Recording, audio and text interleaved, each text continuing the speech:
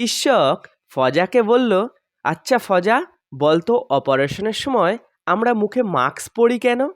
ফজা বলল, sir, operation table থেকে তো সবাই বেঁচে ফিরে আসে না। যারা মারা যায় তারা যাতে ডাক্তারকে চিনতে না পারে তার জন্যই মুখে মাস্ক পরে। চিকিৎসক বলল, চিনতে না পারলে সমস্যা কি হতো? ফজা বলল, চিনতে পারলে স্যার, মরার পরে ভূত হয়ে যদি ওই ডাক্তারের ঘাড়ে সে চেপে বসে, তার জন্য।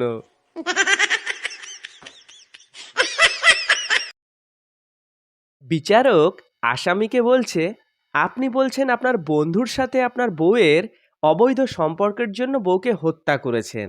তা আপনি বউকে না মেরে ফেলে আপনার বন্ধুকে মারলেন না কেন?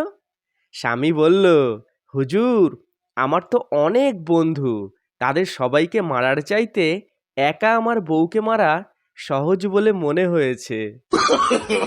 no, no, no, no.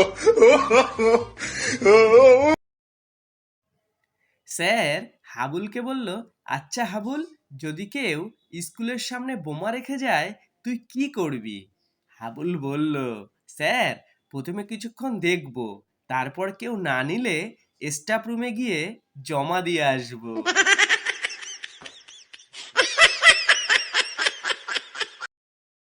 Sir হাবুলকে বলল, ধর তোর সামনে একটা টাকার বাক্স আর একটা জ্ঞানের বাক্স রাখা হলো, তা তুই কোন বাক্সটা নিবি? হাবুল বলল, স্যার, আমি টাকার বাক্সটাই নেব। স্যার বলল, আমি হলে জ্ঞানের বাক্সটাই নিতাম।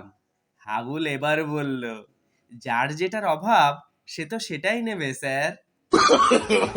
no, no, no, no. স্ত্রী তার স্বামীকে বলল, আচ্ছা, আমি যদি মারা যাই তুমি কি করবে? স্বামী বলল, তাহলে আমি পাগল হয়ে যাব। স্ত্রী এবার বলল, তুমি পরে আবার বিয়ে করবে না তো?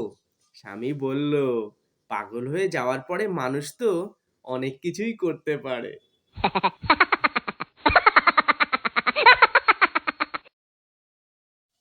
স্কুল থেকে ছেলে বাড়ি ফিরে বাবাকে বলল, বাবা, আমাদের স্কুলে এক সুন্দরী ম্যাডাম এসেছে।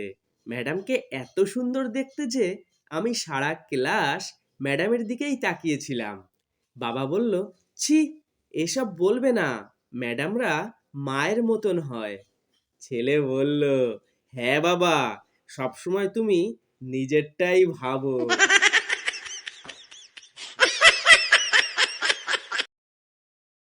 স্ত্রী তার স্বামীকে বলল, তোমাকে একটা কথা বলবো, মারবা না তো?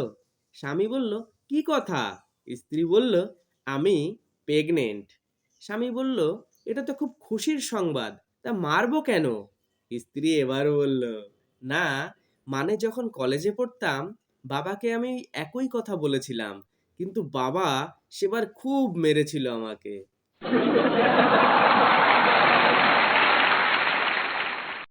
প্রিয় দর্শক বন্ধুরা, আমাদের এই জোকসগুলি আপনাদের ভালো লাগলে প্লিজ চ্যানেলটিকে লাইক ও সাবস্ক্রাইব করে দিয়ে আমাদের সাথে থাকবেন।